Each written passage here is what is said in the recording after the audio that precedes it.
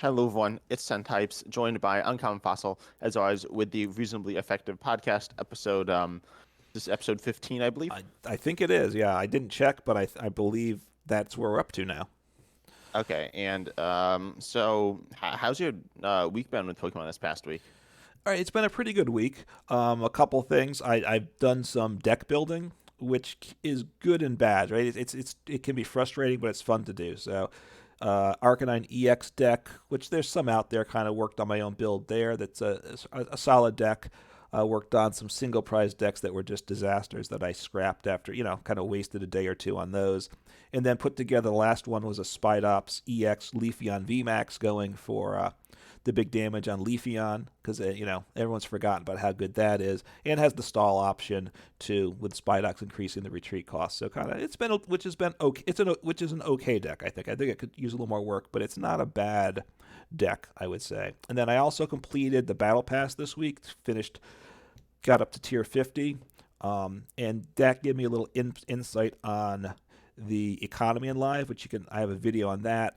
But one thing I'll say is, based on the cards that I pulled, and I had a wish list of cards. I pulled cards worth 7,000 credits from the packs I opened going through the battle pass, which is a good number, and I think which could mean that as a budget player, it's worth waiting until you finish the battle pass to start crafting a lot of things, because that 7,000 credits is certainly meaningful. Yeah, I just wondering, how many EXs did you pull, or how many EXs do you have? Because I know I I've I have more EXs than you. I'll say that.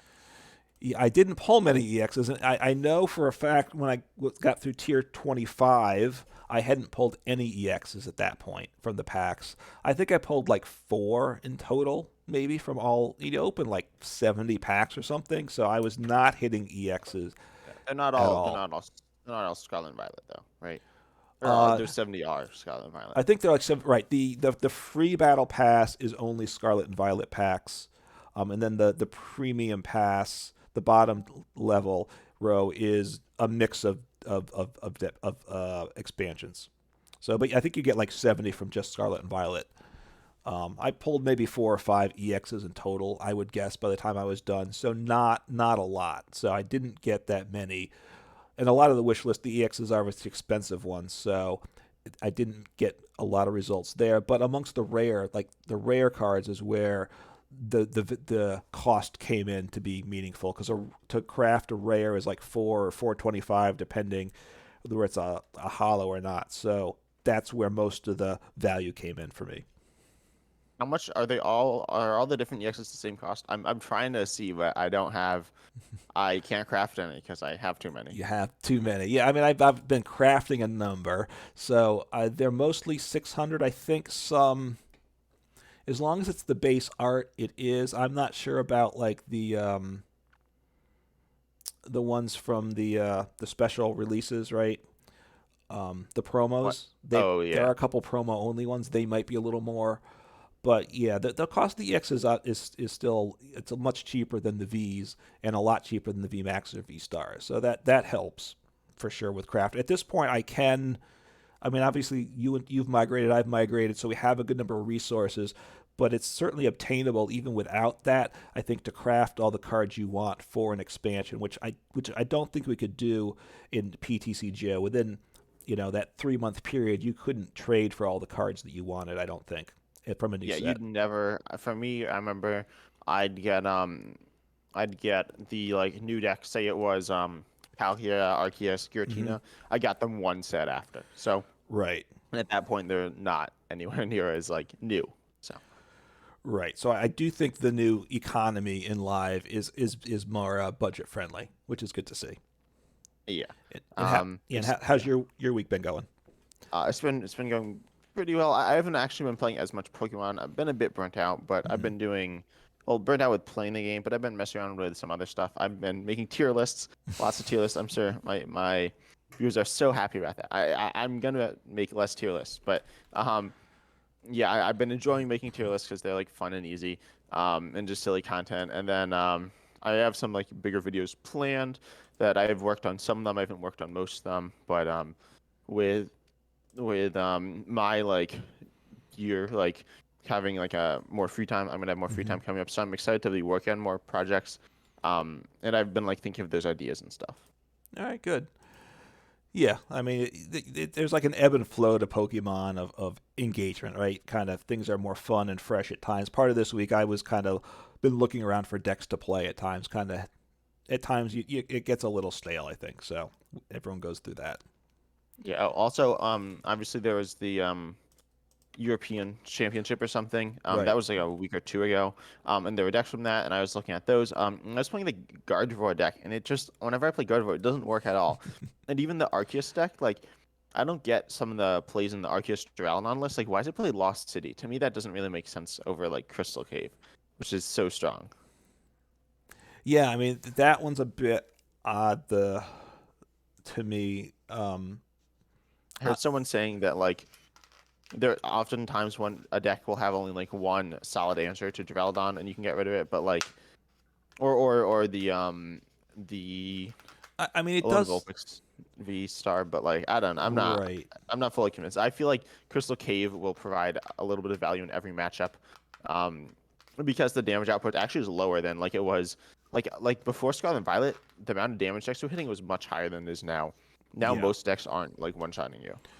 Yeah. Right. It's very rare you're going to get one shot. So healing, taking an extra turn to get knocked out is a big deal. I guess the path to the peak is shutting off. Obviously, Gardevoir gets really hurt by that for sure because if you can knock out the Gardevoir or keep them from accelerating energy, they have a problem. Uh, Wait, what about but no, it plays like Lost City.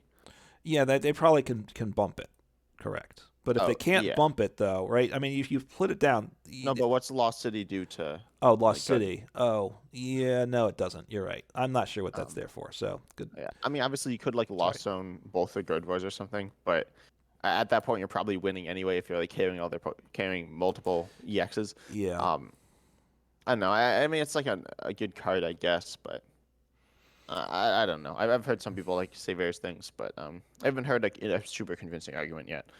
Um, Yeah. yeah. Anyways, so I think it's time we move into our first segment here Yeah. today. Which is we're going to be talking about one of my favorite cards from the newest set. Actually, possibly my favorite from the newest set, Skwovet, from Scarlet and Violet. And Hmm. it has a really interesting ability here, a Nest Stash, that says once during your turn, you may shuffle your hand and put it on the bottom of your deck. If you put any cards there, then you draw a card, which is at face value. To some people, it doesn't seem super strong. You're getting rid of your whole hand, and then you're only drawing one card. But Yeah. to me, this is like a really cool card. Yeah. I mean, look, having going from a multi card hand to one card is almost is bad in and of itself, right? You need something else to go with it. Although, I don't think you're not going to just play a Skwovet engine of, oh, this is my draw. I'll see one extra card each turn, right? But it allows itself to pair with a couple of other cards, right? The simplest is Bibero, which I've been using some. I put that, I believe, in my Arcanine EX deck, which is the first time I've used it, right? Bibero, Industrious Incisors, you draw until you have 5 cards in hand. So you have whatever, like you start off the turn with, say, 5 cards in hand. You play the cards you want. You Skwovet, get rid of your hand, draw one, and then you usually that's not a playable card in that case, the barrel, and then you because you get a random card, then you barrel, get 4 more cards. So you've seen an extra 5 cards on top of whatever you started your turn with, which means you have a good chance of seeing the cards you need on a turn. Yeah, I think it. I like the inclusion of Skwovet with the Barrel engine. One thing that I think you were gonna mention, but Hmm. you look at Barrel versus Revavroom. Revavroom Yeah. is draw till 6. You need to discard an energy.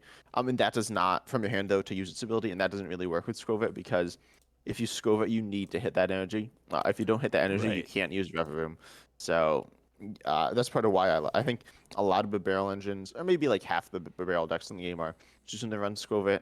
Obviously, it's low HP is kind of a liability, especially with Lost Zone being, Yeah. and I think still the best deck in format.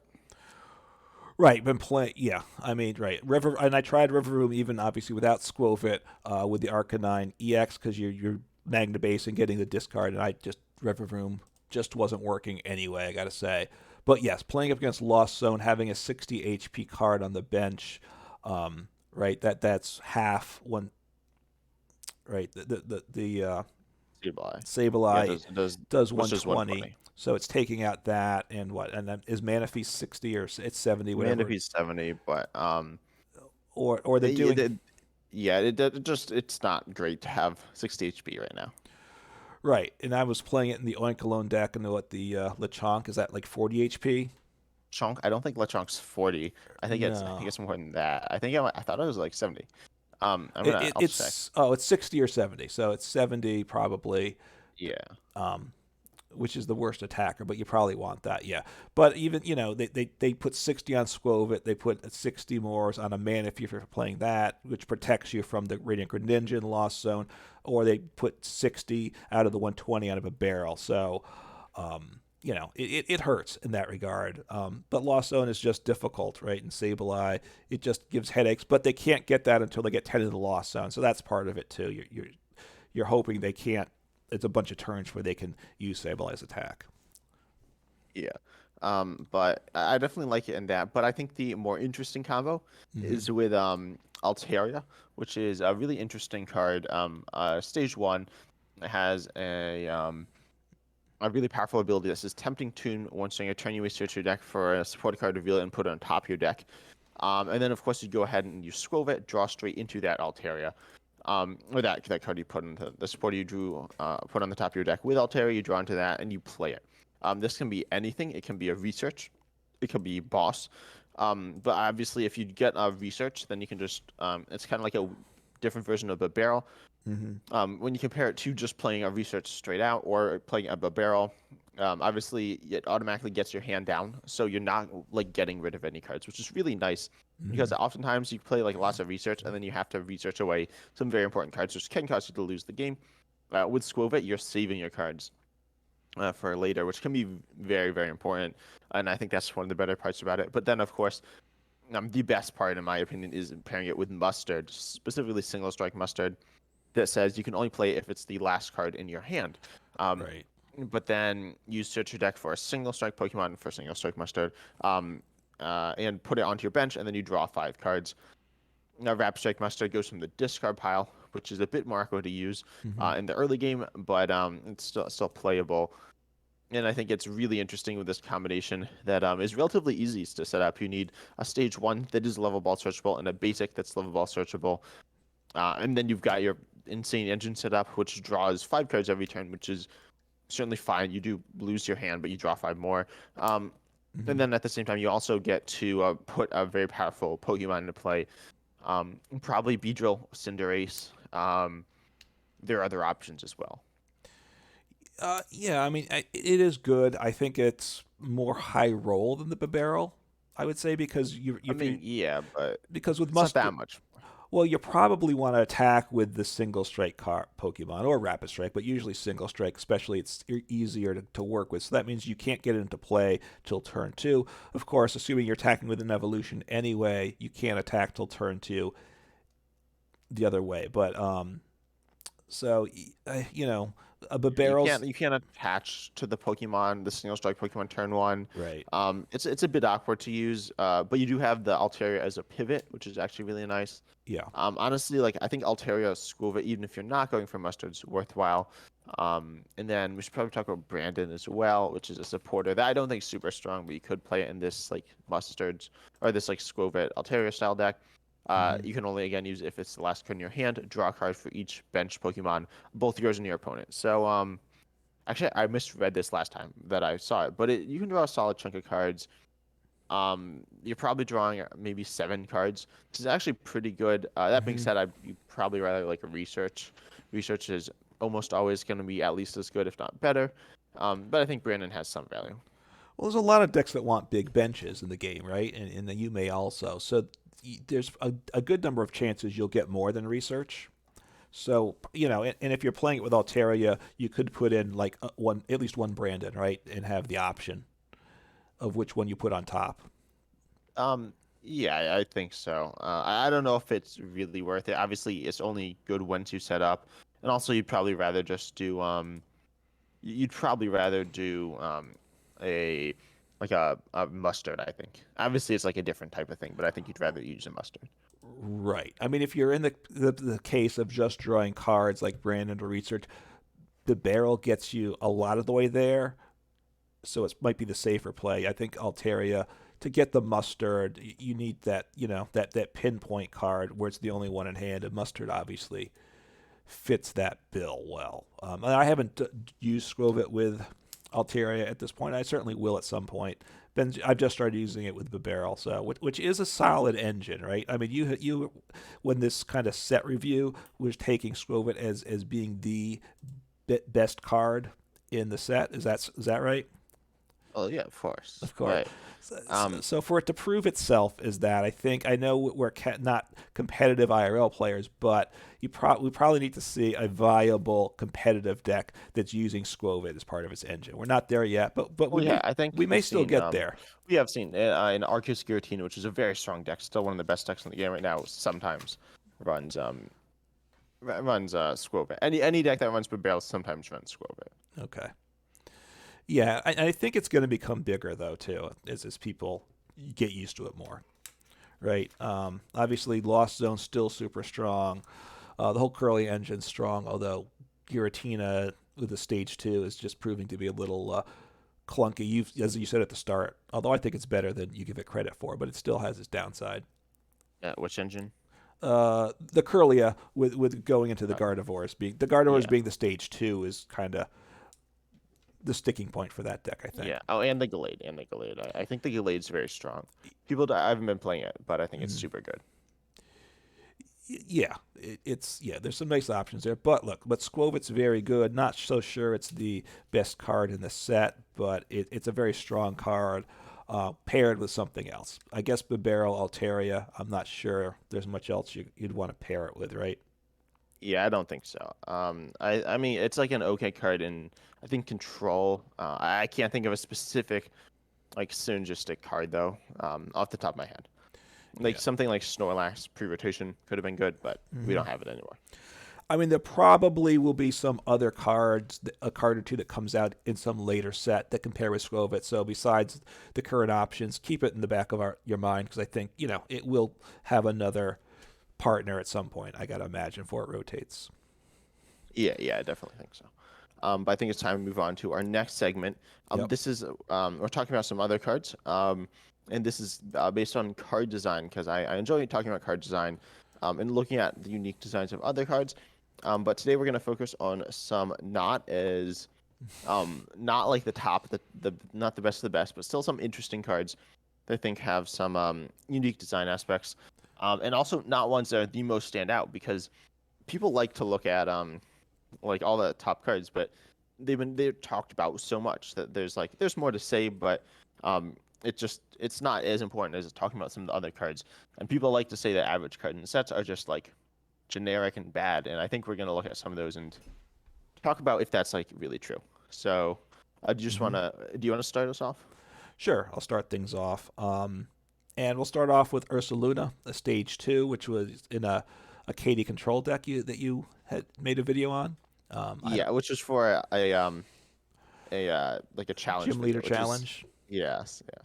Yeah, that's not a deck that I think you'd push as a top tier deck. But I think it has potential. I think it has potential.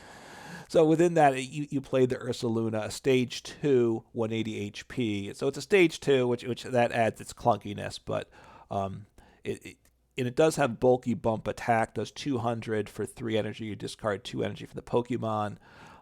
Not what you used it for, and I'm not sure that you'd really want to use it for that. And that's okay. You compare it to oh, we'll talk about it some later, I but mean, 200 damage is meaningful, so I'm not saying you wouldn't use that. The reason in that deck was the Pete Hunt, and I think that's what's more interesting about it. The Pete Hunt, 1 energy, colorless. You put up to 2 cards from your discard pile into your hand, so a really nice recovery card. If it was a basic, it would certainly be busted. If it was a stage yeah. 1, it would certainly be seeing play. I think as a stage 2, that's why it gets forgotten. I think. Yeah, I think I want to talk about bulky bumps some though, Yeah. because you were playing Oinkologne EX earlier today, right? Yep. I am. And its first attack obviously it's the main reason you play it, but second attack is certainly very solid, right? Mm-hmm. Yes. and that does 210 for 3 on a stage 1 EX. So it gives up 2 prizes. Right. Bulky Bump is and it also had a downside. I'm not sure which downside is worse. Was it Ursa Luna? Ursa Luna, I think. Yeah. Or or um Right. or Unclones. Oink alone on a coin flip. You flip a coin. If tails, you can't attack the next turn, Yeah. which is definitely a negative. Um but I like Ursa Luna. I think 200 for 3 is it's not amazing, but I think it's certainly decent. And you look at its stat line as well, 180 HP, Yep. is like pretty tanky. It's obviously this isn't as strong as Oinkalone, but you could almost look at it like a mini Oinkalone. It's a Right. stage 2, which is a major downside, but Yeah. it's it's definitely a card with like some solid stat line, I think. Yeah. Doesn't have an ability, so you can use the full face guard like with Oink alone. Now, the one thing we haven't mentioned that's a real negative, which I'm not sure why they made it so punitive, but the retreat cost is 4 energy, which is just kind of crazy. I don't. I mean, it's like a big Pokemon. They usually, when they give big Pokemon like this, they give high retreat costs. But I mean, it's not that bad of a thing. Like if it's your attacker, it being stuck in the active isn't bad. And you're Yeah. just gonna play switch, and you can of course like recover the switches as well. Yeah. So with bulky bump, you have obviously the first attack for 1 energy. Bulky bump can be a basic energy, and a DTE probably was how you're paying for it. So then you do Yeah. 180, you discard the DTE. So then if you survive, you can just do another single attachment the next turn. So as an attacking option, it can work like that. Yeah. But then with Pete Hunt, obviously, so some of you may know Sableye from Dark Explorers, which was a basic. For 1 dark energy, you recover 2 items from your discard pile into your hand. Now that card was very good. Or it was in standard format. I think it was good. I don't know if it's like completely broken, but I think it Hmm. was strong. Um, but then we in expanding card format, it actually got banned, which is kind of strange. It was actually directly outclassed by another card, and they banned both cards at the same time. Maybe not directly outclassed, but generally outclassed. Hmm. So it got banned. But then that was obviously a basic. So that only recovered item cards still. I think Ursa Luna here, being able to recover anything straight into your hand is very powerful. That being Yep. said, obviously it being a stage 2 is awkward, but honestly stage 2s aren't that awkward to set up now because stuff like Geared and Arven being able to search on items like Solid and Peony also is solid, I think. So I think Ursulana, no, Ursaluna. Ursa Luna, I Um, think. I always say Ursulana. It's Ursaluna. Um, I think it's like a solid card, and then you can recover any 2 cards, and so you can recover a Gust card, and you can also recover like a Crushing Hammer Right. or something like that, and you have so much like versatility. I think it's a very strong card Yeah. I mean, potentially. yeah, potentially right. Pete Hunt in a control type deck certainly is valuable. If you want to use the bulky bump attack, you'd obviously have a lot of other options to choose from. So, how's it's a consideration. There may be better ones to do. But the game has slowed down, right? The EXs are well, there's more evolutions with some stage 2s out there. The damage levels reduced, right? Less stage 3 prize Pokemon, so the games are taking another turn or two. So stage 2s are certainly more of a consideration, which is a plus, I think. Yeah, but obviously, and then we're supposed to be talking. I realize we've somehow tracked mostly off of card design. Okay. But I think it's interesting though having 2 attacks that are seemingly not synergetic, which is kind Yeah. of weird. I think the idea of Pete Hunt, I don't know if it was exactly designed for this, but um, to me it looks like it's designed for you to trap your opponent's active and then recover cards and then like Yeah. build up a strong position in a control-based deck. But then bulky Hmm. bump is like you never want to use it. You don't want to KO your active if you're trapping them.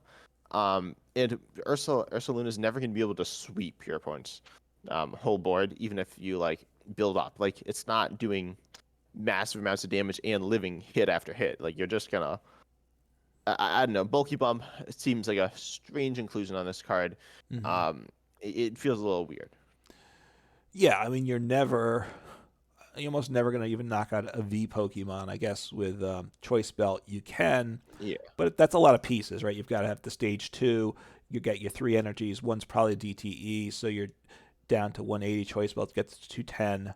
Yeah, Um, I mean, you do KO like Luminion, which so, is solid. yeah, for the most part, though, it's not taking 2 prize. It's not one-shotting multi-prize Pokemon for the most part, right? At 180, is what you're normally hitting. So, but yeah, the recovery versus the attack, it's a it's a strange combination, which I guess does make it interesting, right?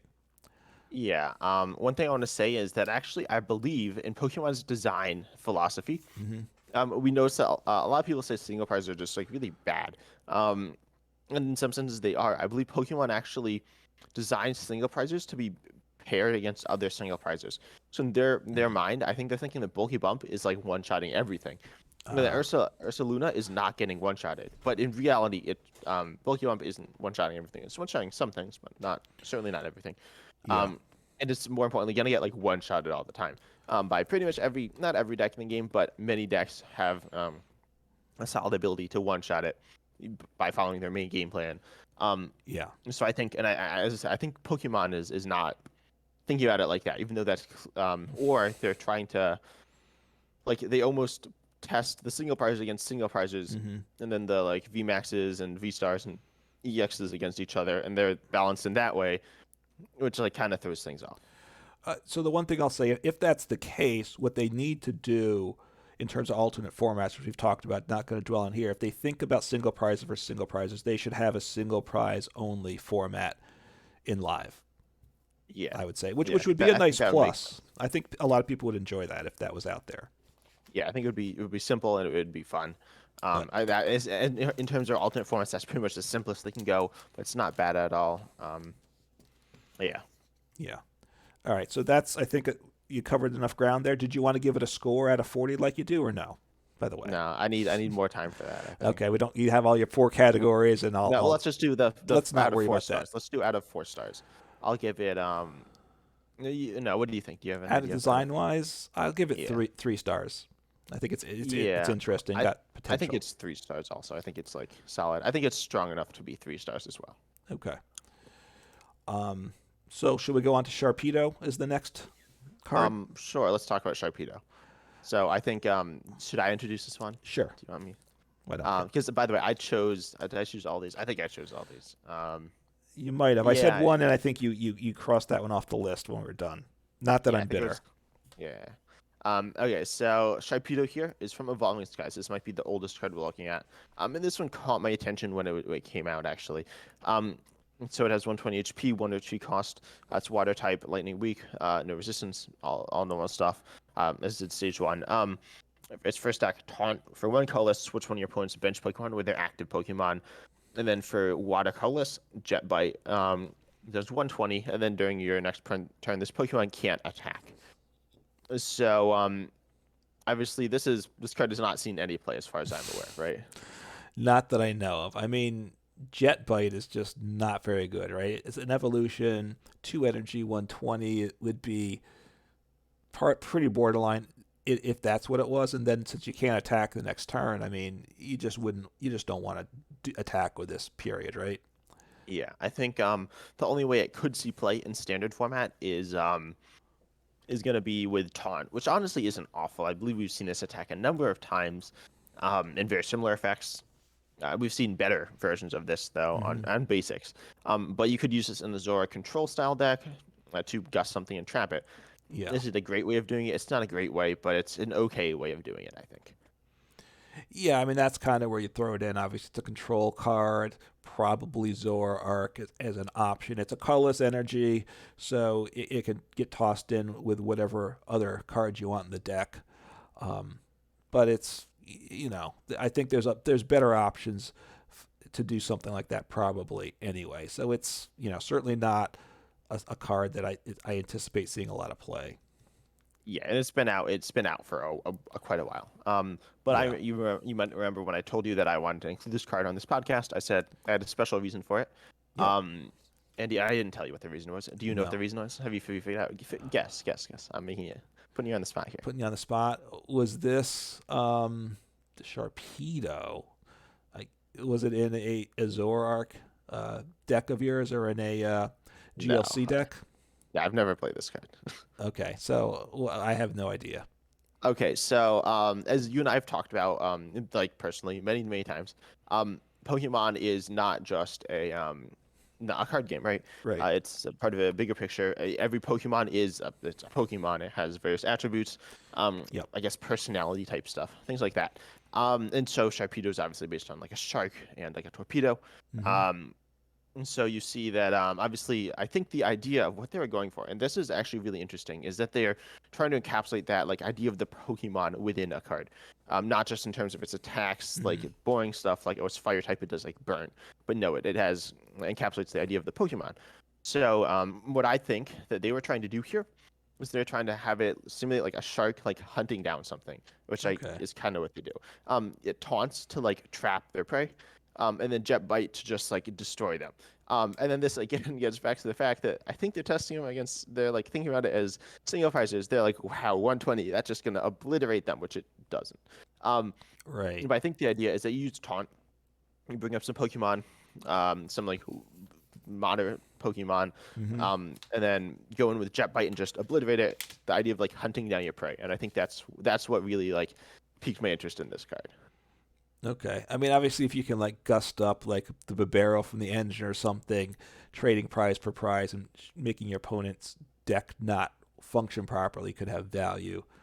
But with multi prizes, 120 is not enough. And I guess if the concept of a torpedo also it blows up, so it can't be reused the next turn. Perhaps that's in Jet Bite also being able to attack again. But it's a disappointing card to me, I would say. Yeah, I think the idea of it is interesting, but obviously it's bad. Like it's a bad card. Um, I guess in terms of star rating though, I'll give it a no, sorry, 2 out of 4.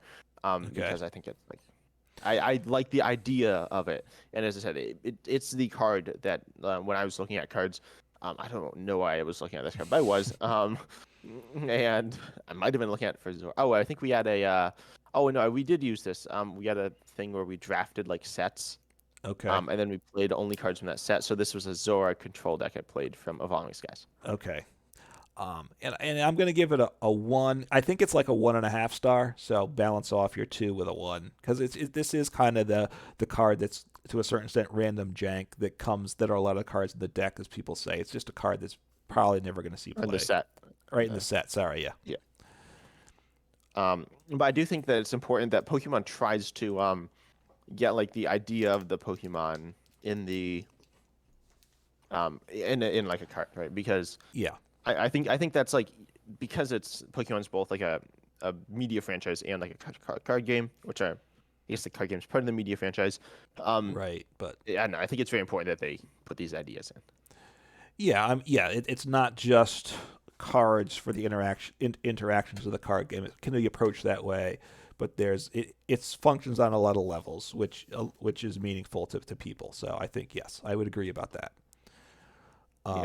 Um, shall we? I'm going to go introduce the next one if that's all right, and I'm going to go with a card from the same expansion and Rapid Strike Scroll of the Flying Dragon.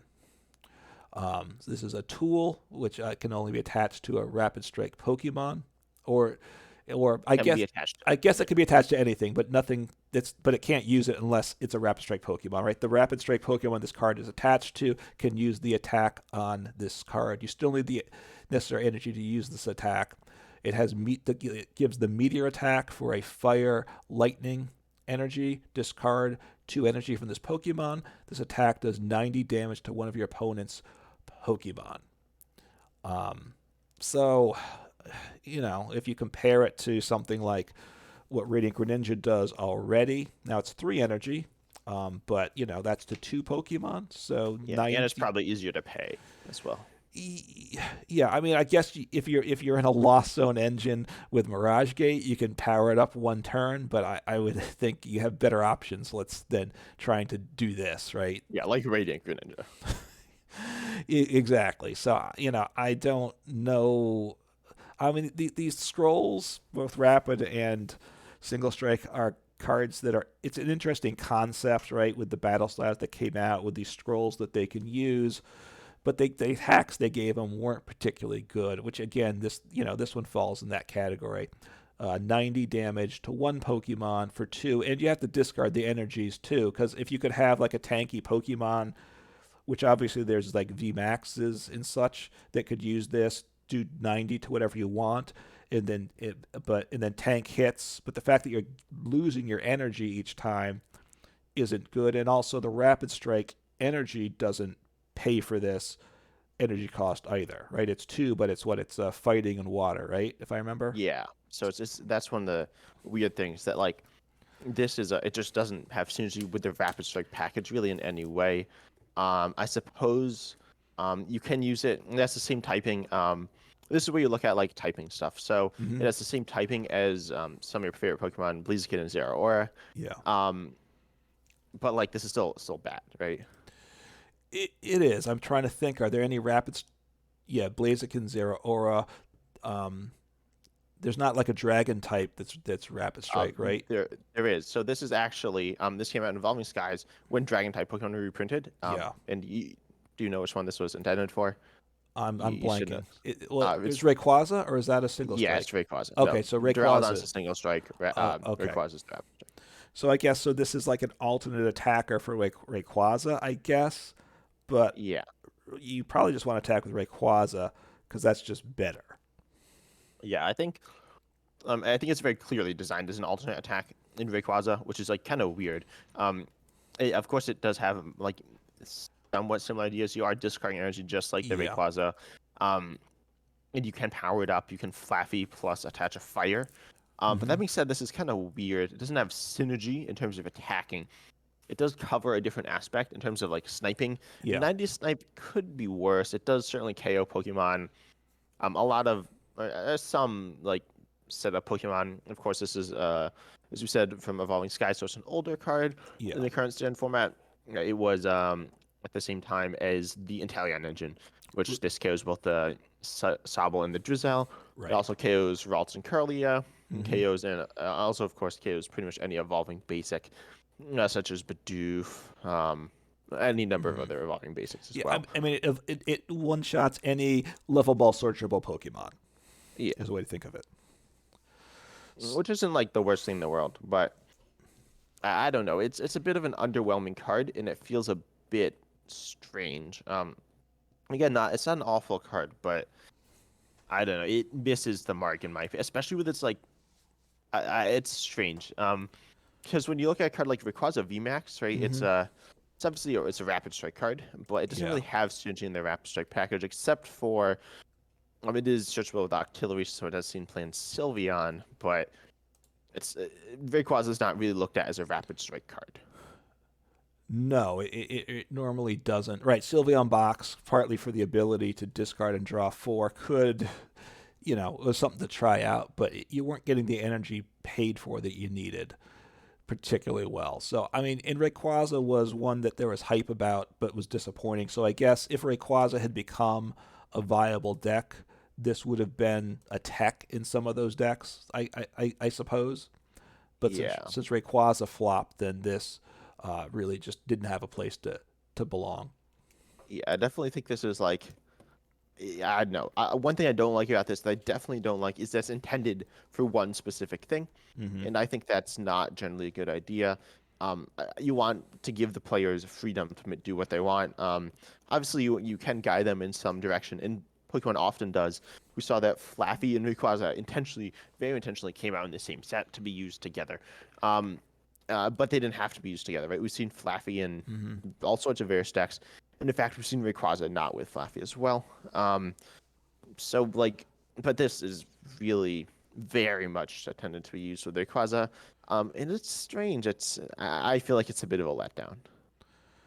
Yeah, I think it is. I mean, the scrolls were a bit of a flop across the board. This one probably at least as much as most, if not more. Yeah, I think this was as I chose this. I think this very well may be the worst of the scrolls.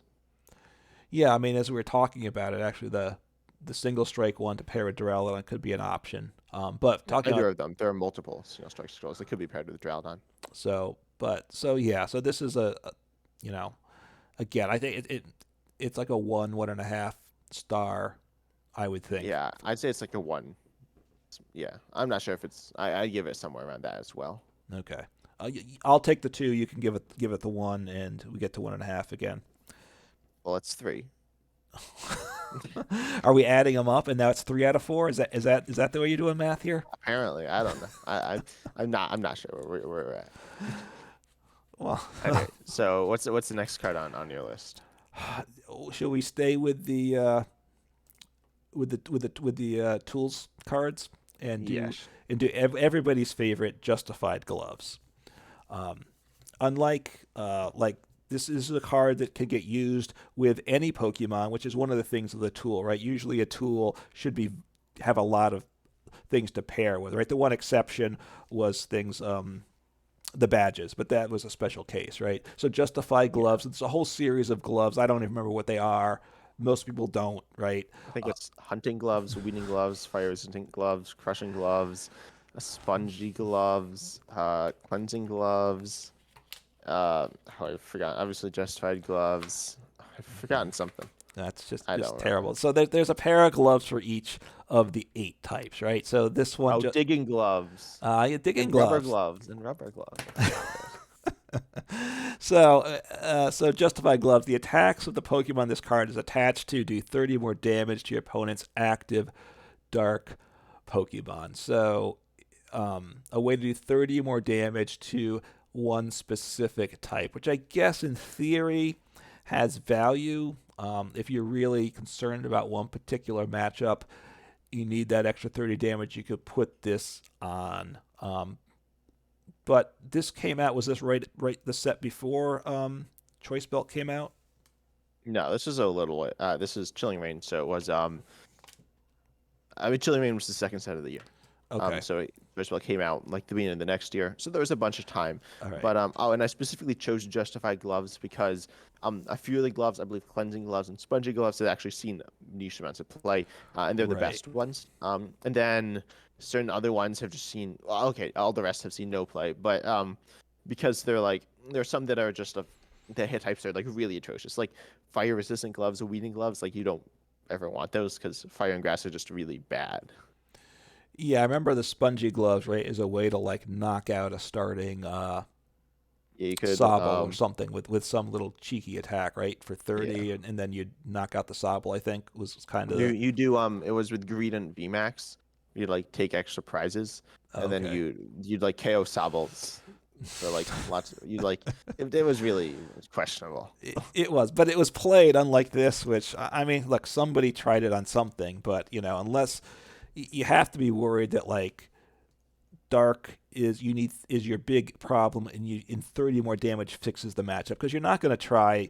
I mean, I guess you could have a bunch of different types of gloves in a deck, but that would probably just be even worse. So you would have to be so specific that it takes care of one opponent or one thing you're concerned about. So very just Niche. Yeah. yeah, niche, not very useful, or it might be, or maybe it's something you're hitting for weakness, but you're coming up short on a multi-prize Pokemon. Maybe then, but then if they're weak to you already, do you really need this in as the way to solve the problem? Yeah, I feel like if you're hitting for weakness in a matchup and you're like losing, like that's like bad. Um Unless it's Yeah. something like really weird. But yeah, I definitely think Justified Gloves is like honestly, all the gloves feel like weird. We actually saw Struggle Gloves. This is a really interesting card in my opinion, which has since rotated, but I believe it was in Darkness Ablaze, maybe not. But it has the essentially the Oh, same effect, except it's when a type that hits you for weakness. right. So it's more like versatile. Yeah. Yeah, I don't know. Justified Gloves is so weird, as you said. Like if it's a matchup, like a specific tech card, like 30 damage probably isn't gonna win you that matchup. Um, and it's useless the rest of the time. I really like I really don't think this this card's very good. And I don't know like I don't know. I just it's just bad. It takes up too much deck space if you need it, and you don't really need it ever. Um, as you said, you compare it to Choice Belt. Choice Belt is so much better. Obviously, it does 30 Hmm. more to V's. But then this is just one of the like they're very strange cards. Yeah, I mean they really are. I guess if you're were to go into one particular tournament at one point in time, and you're really and there's a very dominant deck, um, you might think this works for a deck for one tournament. Perhaps that's the Yeah. most use I could ever see it getting. But I'm not sure it was ever seriously played at all. I don't think so. Yeah, and I guess with these cards, you need to look at what like the context is. Hmm. And this is actually kind of interesting. We saw Aternus VMAX as a dominant dark deck. Right. We also learned Moltres V coming out in the same set as this card. Hmm. Um, that being said, like I don't know, there was also the weakness triangle, the dark fighting psychic weakness triangle. But Hmm. like if you're playing Shadow Rider and you're up against Aternus, you're still gonna lose. So this, I don't know. To me, this is a 0 out of 4 card. Well, I'm going to give it at least one in that I think the fact that they put out all eight together so you could choose what you wanted, I'll give it They one. weren't in the same set, by the way. Oh, But they weren't. you They were knew that. spread out some. No, I Uh, didn't know that. yeah, they were. Were they spread out through the whole year? Let's see. Yeah, they were spread out through. Whoa, they were spread out. No, okay. They started in Chilling Reign Hmm. with Yeah, they started in Chilling Reign, went all the way to Brilliant Stars.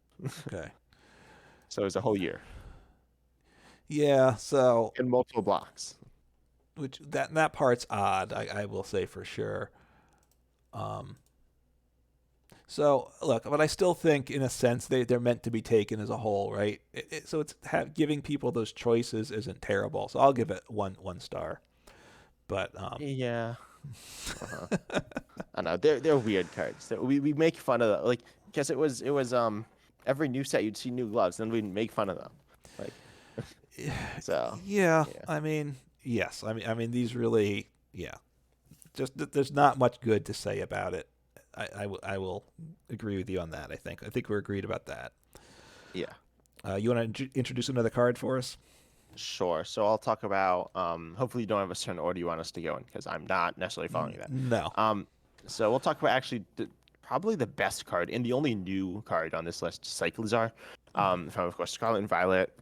This one actually Scarlet and Violet, number 164. There's a different Cyclizar that's worse from this set. This one has 110 HP, colorless, free retreat. Yep. As first attack, Touring, draw 2 cards. Second attack, speed attack. Oh, sorry, Touring is 1 colorless. Speed attack for 3 colorless does 100. Yep. Fighting weak, no resistance. Yeah. So, like, what are your thoughts? I actually got you to play this card in a deck, and it's an interesting card. Yeah, I had it in a deck and I got rid of it, but it's definitely a playable card, right? It's a pivot card which gives some value, but that's not enough reason on its own. 110 on a basic is good, right? Obviously you can't search it with level ball, but it's not get. I mean, and it does get knocked out by Cramorant and Sableye, but like the Sableye only has 10 extra to spread, so 110's a good number. I think. It's an okay number. I think it's like we've definitely see 120, 130, and if you hit 130, I think you're in a noticeably better position. But obviously 110 is much better than like I think 110 for a non-evolving basic is a bit underwhelming. Yeah, I mean that could be, and obviously 120 would be a big deal just to get it out of the Cramorant range, which you see early. But the fact that it's free retreat in the first attack, the speed attack for 3 isn't, I don't think you're going to want to be doing that. But touring for 1 colorless energy, you can drop it in any deck you want and draw 2 cards. It's an option. It gives you the pivot if you have a card that you need to be accelerating to the bench, which you need to do with a Flaffy, Electric Generator, with Magna Base. And so it could fit in a deck like that. And at times, when things aren't working, just drawing 2 has value, right? Yeah, I think it's not a great card, but I think we've seen this actually. It's similar to Tapu Koko from Darkness Ablaze. It's Hmm. almost the same as that card actually. Um, is that the right set? I think that's the right set. And that actually saw play as a pivot because there's a time when people are just like, we need a pivot in every deck. Right. And then people just like started throwing like random Pokemon into the decks. And in the Tapu Koko, very similar to Cyclizar, actually saw a solid chunk of play. Yeah. Um, and so I think this Cyclizar is like interesting. And I think Pokemon was modeling Cyclizar after that Tapu Koko. Hmm. Um, and yeah, it's kind of interesting. Obviously, it's kind of meant to be speedy. I honestly, if from like because you played Pokemon Scarlet, and so have I. And Hmm. Cyclizar is obviously a very fast Pokemon. Yeah. Um, So, so that's like the fear treat, the draw two cards. I think speed attack's like weird though. That's in no way fast. So again, like modeling the idea of the Pokemon, like it's yeah. not fast. It doesn't have anything that makes it like seem fast. I guess you could put a double turbo, but it's still two attachments. So Right.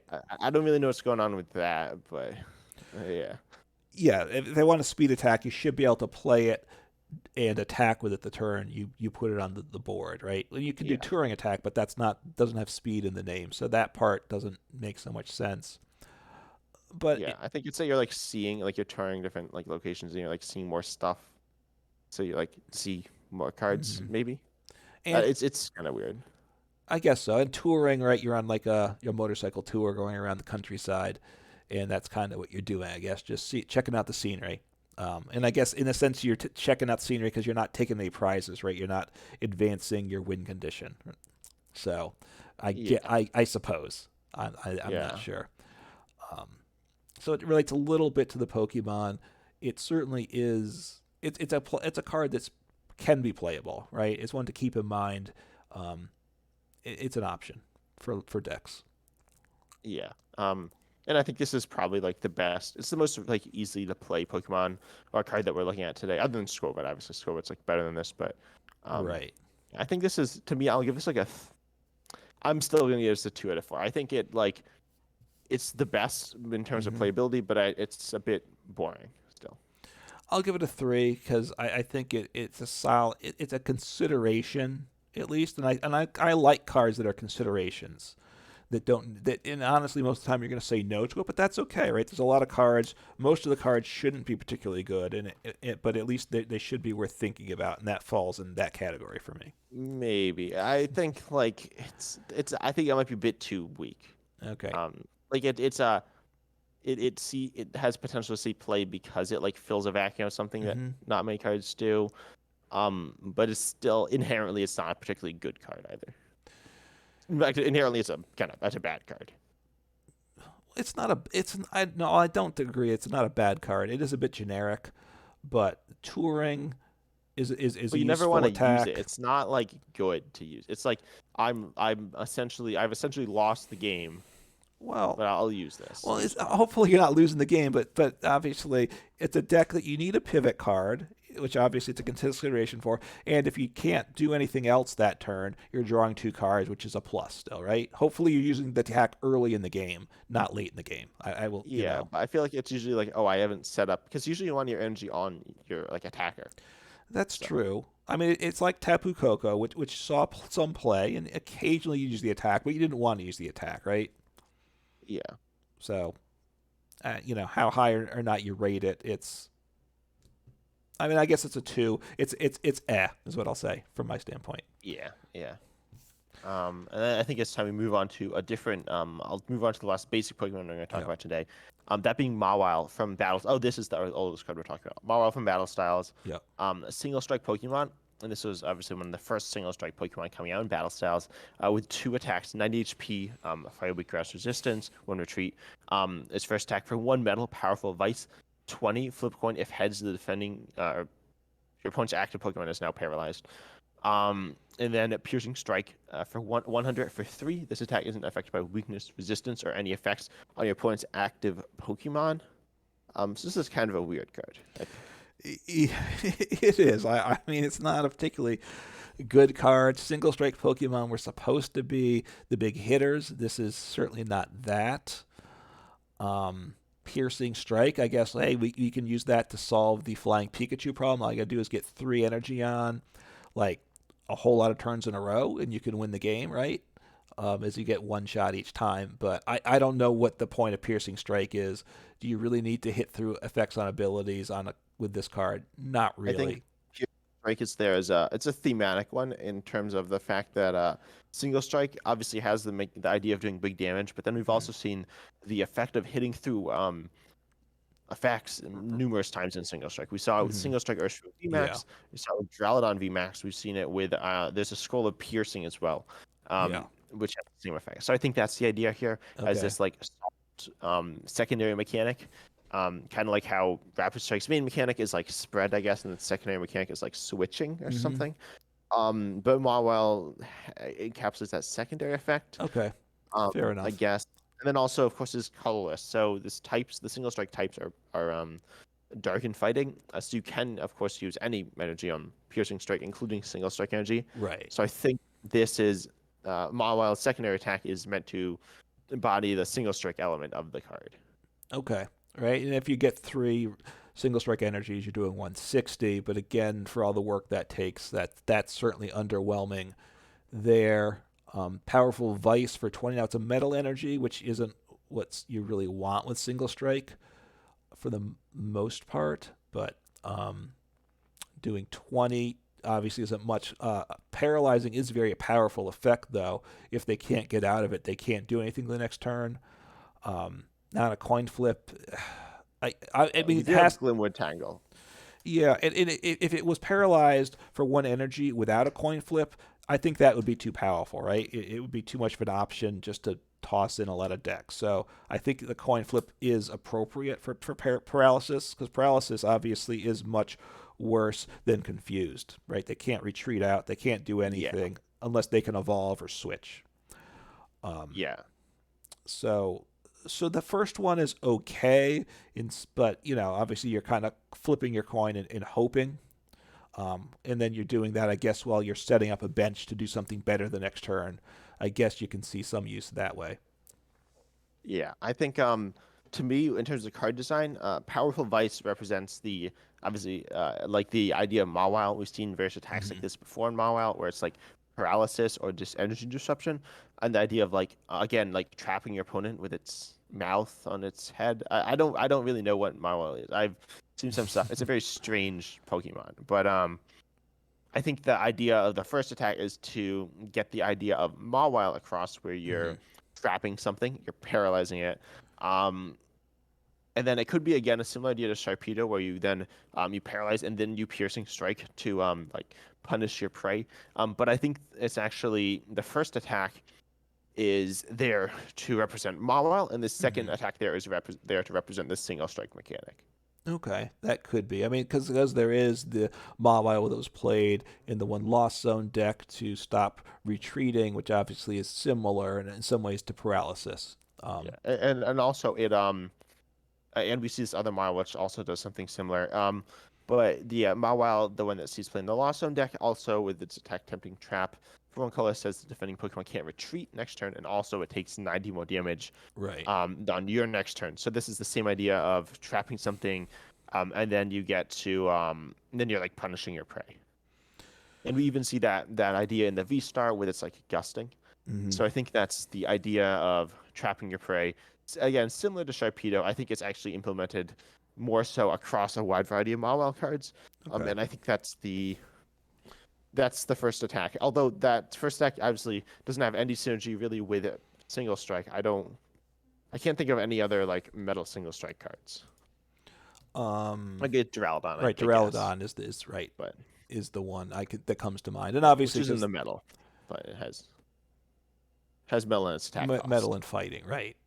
And obviously, yeah, the fighting single strike energy pays for the metal.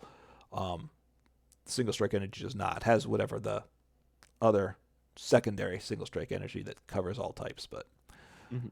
um, yeah, I mean, there's not a lot of synergy between the two attacks. I would say, right? To me, the piercing strike's a pretty underwhelming attack. Um, I guess you can powerful vice paralyze them until you get to the point you can knock them out, but your piercing strike is a very, in terms of just the attack, is pretty underwhelming for 3 energy for 100. Not loving that. Even if it does have some relationship to the single strike um, design. Mhm. But overall, in terms of stars, Yeah. I guess I give it. I'd honestly give this a 2 out of 4. Hmm. It's still underwhelming, but it gives you something to think about, and I think they Pokemon at least clearly somewhat gave thought into this card. Yeah, I would agree. It's a 2 out of 4. It has a relationship to other Mawiles, a relationship to the single strike um, battle style, and at least the first attack in terms of gameplay gives consideration, especially when Glimwood Tangle was in the game. Yeah. Still probably not a card you'd play in anything. I remember there's this like No. weird alternate format I was considering it for, but yeah, no. All right, so we're getting towards the end here, so why don't we jump to Torracat? So hitting that fire Pokemon for weakness here. Stage 1, 80 Metal HP. Pokemon for I mean, the weakness metal with Pokemon for fire. weakness. It is a fire type. Yep, thank you. Yeah. Uh, Although there's jumping out a water tank in this image, which is questionable. yes, it is trying to attack the Ludvit, Lud, oh, what is it? love disc or something. Love, is it? Yeah, is it Love Disc? It How do might you say be. it? Yeah, Love I think Disc. it's LUV, right? Is that correct? Love Yeah, disc, I Love think. Disc. Yeah. So yeah, right, a cat go Tora cat going after the fish, which is natural, but obviously if it got itself in the fish tank in the water, it would not be good for Yeah, it, it right? would die. So I don't 80, know if it would die. I'm not sure. It's 80 HP, so very low HP for a stage 1 Pokemon.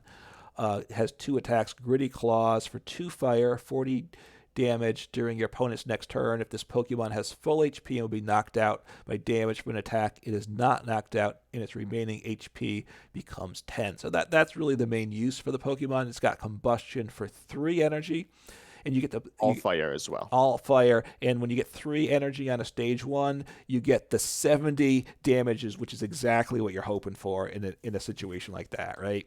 Yeah, why do let's see, do I do 200 damage and accelerate 3 energy when you could just do 70? Yeah, I mean that joke's just. I mean, it's just a joke of an attack, right? Combustion is a fire type. Okay, I get that, but Well, it obviously, actually does have use, but we'll get to that later. okay. But as a general Minor attack, use. it's not what you want. It's the gritty claws, right? Um, you have to attack with it, right, for the secondary part to kick in. That if it's full HP and it's not would be knocked out by damage, it's not knocked out and HP becomes 10. So that's really the usefulness of it. It's a Pokemon that can tank in that regard, a second turn at least.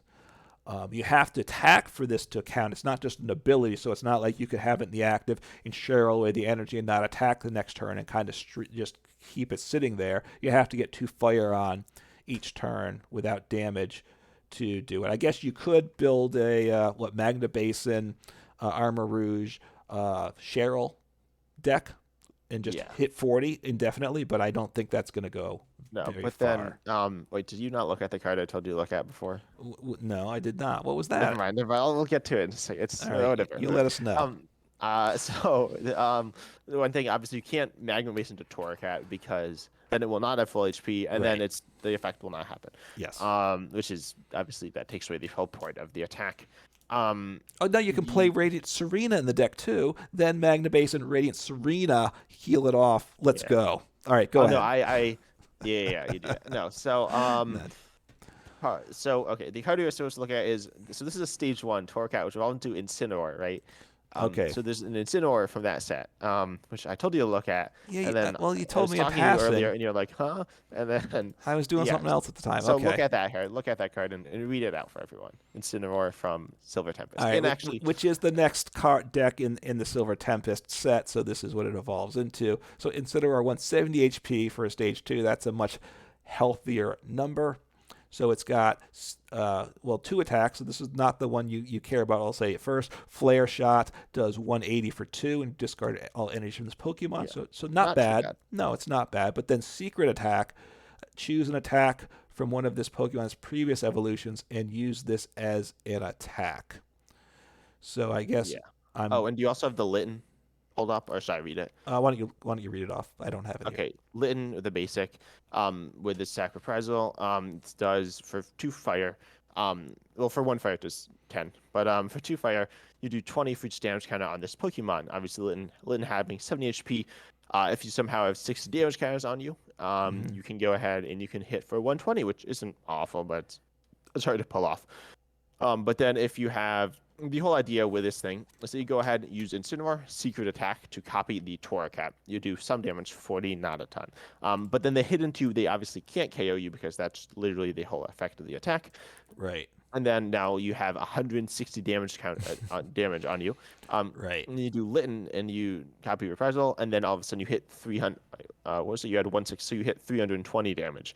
Yeah. KOing essentially everything.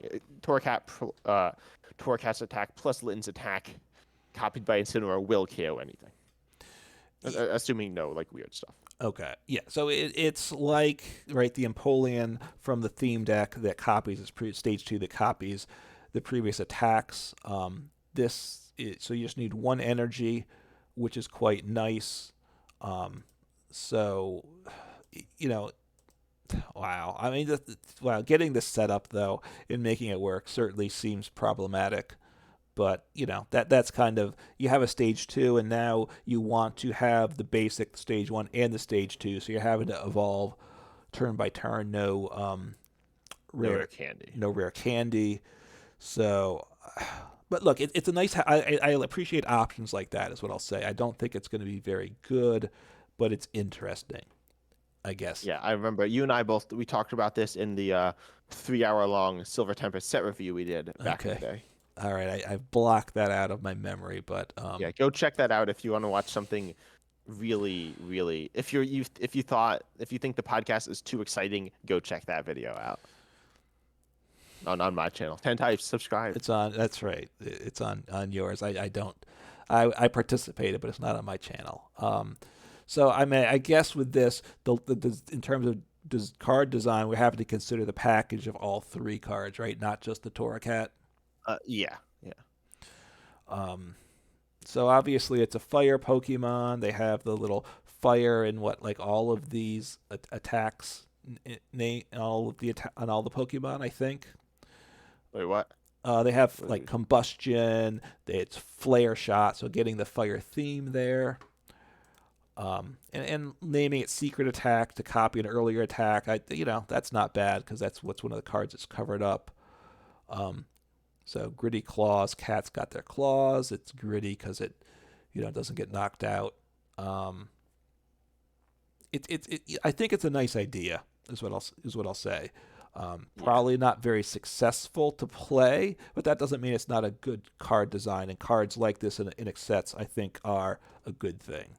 Yeah, and this card is, I think, unlike other single prizes, I was saying that they were designed based on single prizes. This one is not. This one's definitely designed to be able to take out big, like, VMAXs, V stars, because it can. Like, secret attack, copying, reprisal will one shot V stars, and probably a lot of VMAX as well.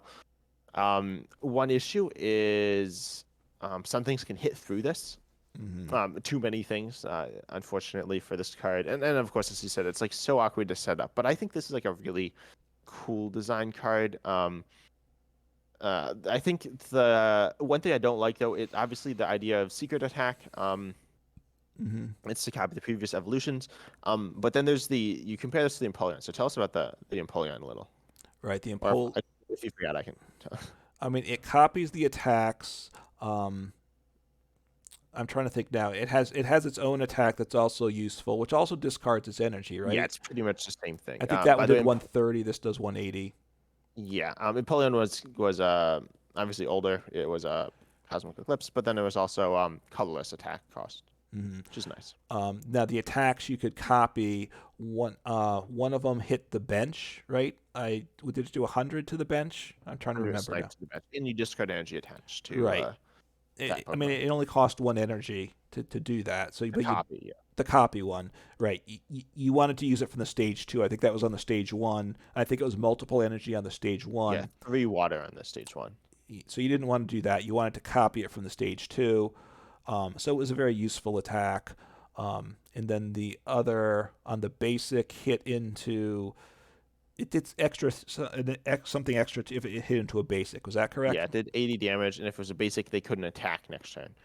So So that was a more interesting set of things, being able to hit the bench or being able to stop your opponent's Pokemon from attacking the next turn. I think. I mean, this is interesting too. I think this is more complicated because you've got to kind of stream the attacks together, and your opponent has to cooperate, right? They have to hit into you and not knock you out. Whereas, like, yes, I mean, they won't knock you out unless they have something like VMAX Drelled on VMAX, which then they can knock you out.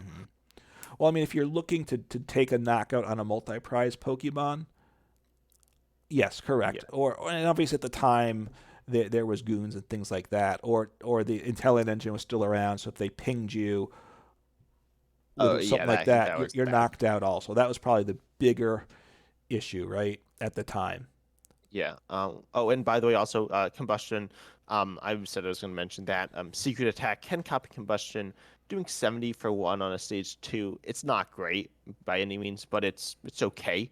It covers something that the other attacks do not cover as well.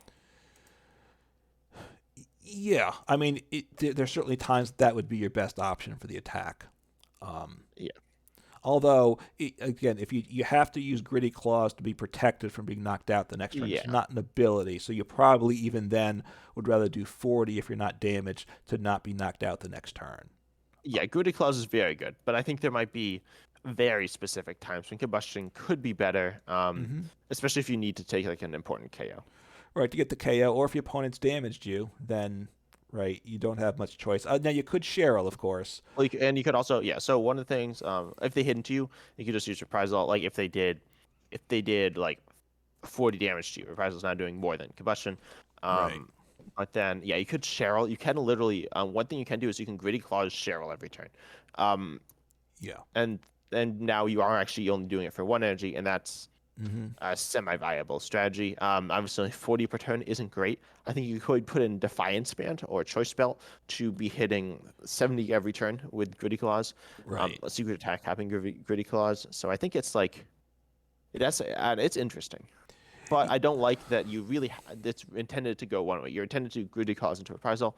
Unlike Empoleon, where you had different options, you had considerations. This Mm-hmm. is not really a toolbox deck. It has various elements of one, but at the end of the day, I'd compare it to honestly, I'd say it's a bad version of Mew VMAX, like a Uh, really bad version of Mew VMAX. yeah, because obviously you take away the Genesect engine too, besides the attacking on it. But it is interesting. Um, it's going to be difficult to pull off. Is it give you enough bang for the effort? Probably not. It is intriguing to think about, though. I will say, it's more interesting than most cards, though. Probably right for Yeah, it's if I don't know if we looked at all the ranked all the cards in silver templates for interest, these are probably in the top 25%. I would think I because mean of what.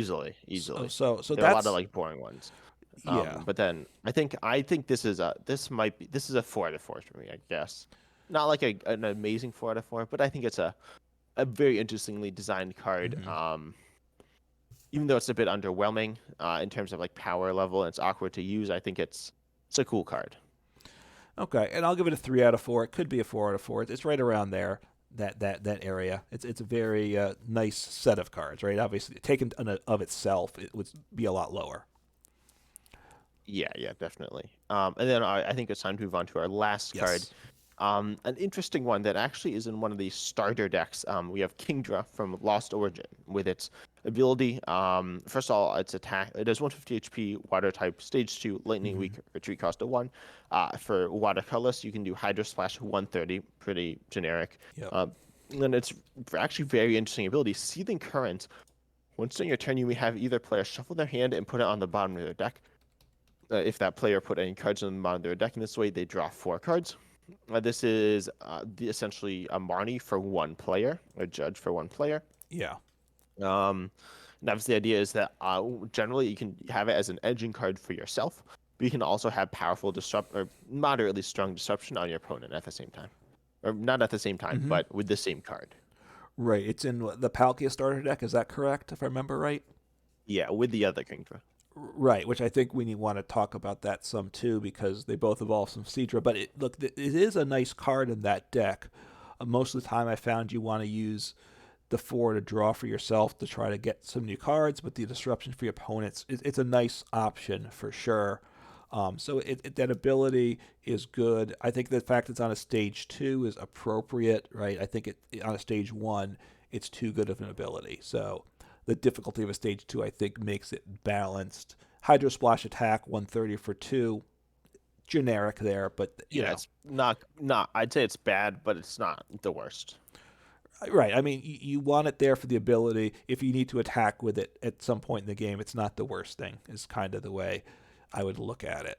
But then you have the other Kingdra also, and were they in No, they're in different sets, but Battle, yeah, battle style is this one. which is from the E block. The one we're talking about is from the F block. But obviously, right now, you may want to play both, like the starter deck does, and that has the Deep Sea King ability. When your active is knocked out, you move it in energy from from an attack from your opponent's Pokemon. So there may be conditions where that doesn't get fulfilled, but you move an energy, water energy, may move any amount of water energy from that Pokemon to this. That's right, it's as much energy as you want. So, and then its Aqua Burst does 40 damage per water energy attached. So it's a nice comeback attacker in a deck too. So the fact that you have the option of the two Kingdras, it's a nice. It makes this Kingdra better.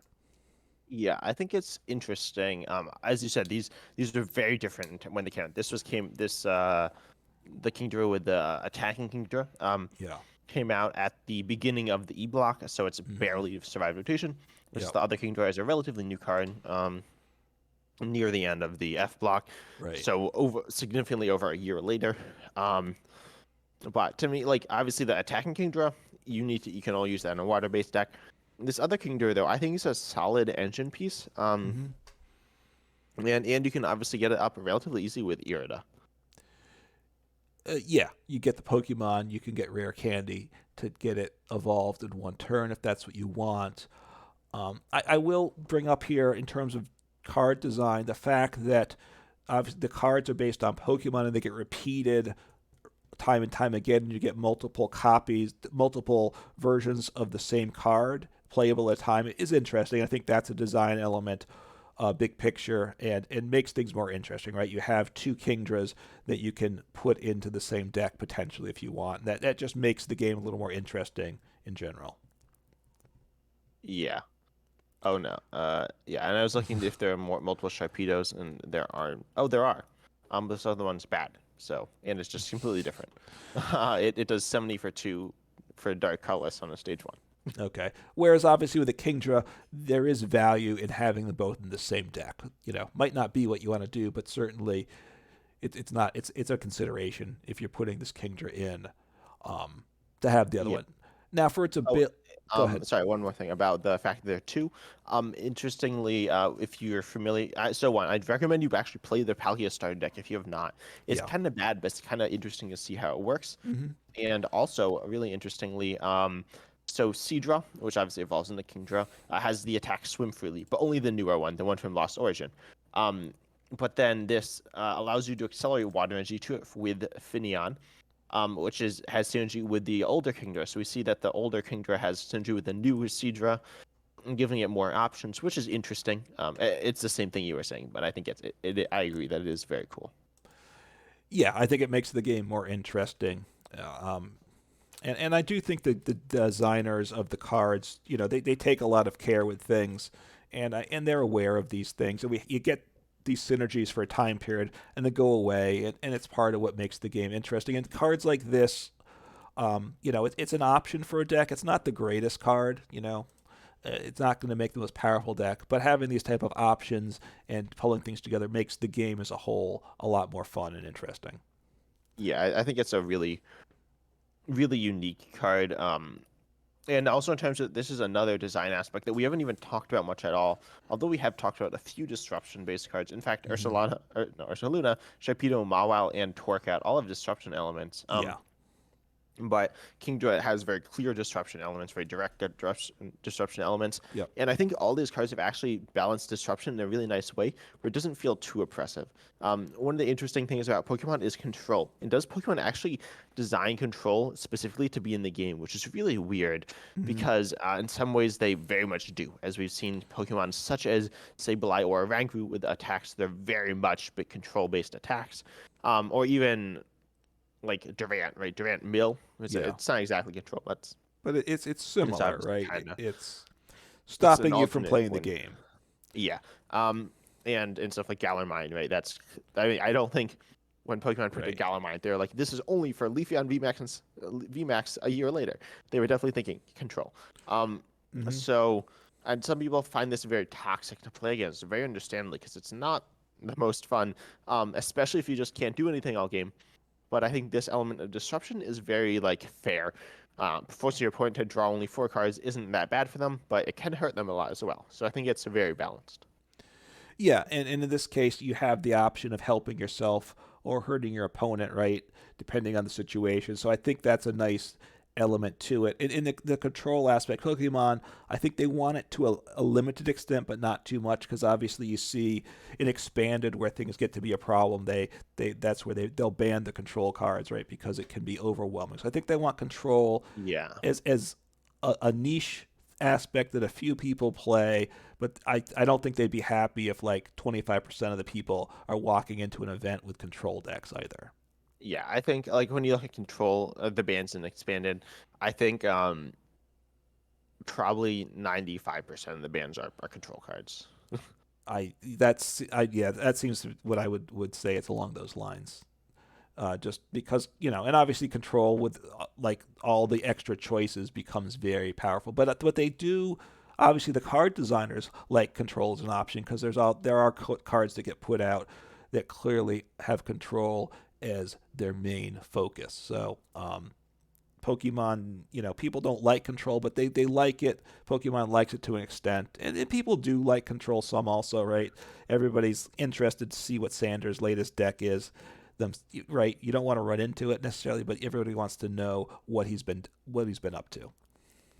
Yeah, I think there are definitely some like weird, unique cards that like see playing control that aren't necessarily like considered good cards, but like the Ursa, what's it, Ursa Luna Or V. so, I yeah, actually saw play in the recent control deck, which is interesting, right? But I think that we need to give it a star rating. I think this is easily like the coolest card we looked at. I think it's a 4. I think it like hits the right boxes. I was gonna give it a 3. I'll stick with a 3. It could be a 4 though. Also, it's yeah, I'll give it a 4. The fact that you can choose which way to go with it, and it's useful both way, but it's not overpowering either way. I'll give it a 4. Yeah, I think that's the depth in terms of competitive viability. I think it's like the most competitively viable out of these cards, in my opinion. I think it actually deserves some competitive play right now, um, because I think it's like a powerful card. But at the same time, of course, it's like it's a unique card. It's interesting. It doesn't have the depth in terms of like attacks or anything, but Right. it's cool. And the synergy with the other characters is cool. It's a card to keep in mind too because it's a stage 2 that makes it slow. As we're getting away from the V maxes and such, the game's I think going to slow down, so it may have more value in the future. Right, once the next rotation happens, it may be even a stronger card than it is now. Yeah, and as we said, the synergy with the Irida, I think, is very strong as well. Yeah, and that's also the F block, right? That sticks Um, around. yeah, it was the set before Kingdra. Yeah, I well, imagine Kingdra was designed with the Irida in mind. yeah, because Irida came out with Palkia, right? And that's a V star, which then so it has to be an F block. Just Yep. going through my logic. Okay, so I think we covered enough ground here. Do you want to close us I out? think we might have covered more than enough Well, ground. I was trying to cut. I agree. I was cutting us some slack there. Yeah. But yeah, so I hope you enjoyed this podcast. We're trying to get better. We're obviously not professionals or anything, but we're trying to do our best. I hope you're enjoying it as well. Especially because like the Pokemon podcast seems a little weird, so we're trying to spice it up a little. But we hope you enjoyed the podcast. I've been 10 types. Check me out at 10 types on YouTube. And joined by Uncommon Fossil, of course, Uncommon Fossil on YouTube with one M, one word. Exactly. And also, I don't know if you're listening to us on Spotify. The comments, I don't know. Leave a You can follow. leave a comment, and if you're on we're on most of the podcast apps. We've tried to get it out there. If you're listening onto any of the podcast apps, leave a review in what you're listening to because I think that will help promote things and hopefully. And if there's things you like or some changes, you can comment in the YouTube or in Spotify, and we'll see it. Right, we're kind of trying how much structured versus kind of casual discussion based. We're trying to That's part of what we're trying to figure out here. Yeah, if you comment on a different platform other than Spotify or YouTube, there's a good chance we're not going to see it. Unfortunately, because of the way we're set up, it's just not very like not really accessible for us. I don't believe, right? Correct. We can't really see the comments for those. But again, it does help if you like it. If you think it's a positive and you want to like it, obviously there's a limited set of Pokemon podcasts out there, so we're seeing what we can contribute in that field. Yep. But we hope you enjoyed, and as always, we hope you tune in next week. All See right. ya. Take care.